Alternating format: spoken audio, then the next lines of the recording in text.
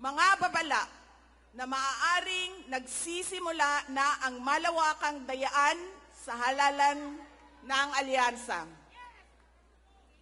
Ang binuong alyansa ay isang mapanganib na pagsasanib puwersa ng isang administrasyong walang kakayahan, mga elitistang liberal, at mga tinaguriang makabayan na ang tunay na hangarin ay manatiling mahirap ang taong bayan.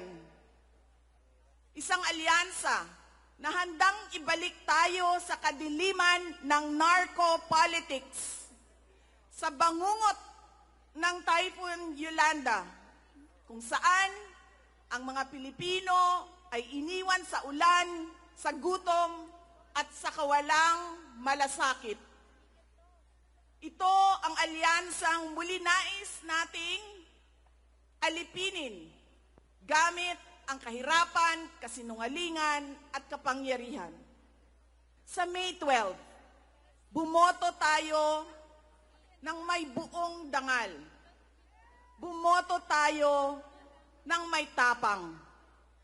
Let us show the world that no amounts of vote buying or cheating can suppress the fury burning in our hearts.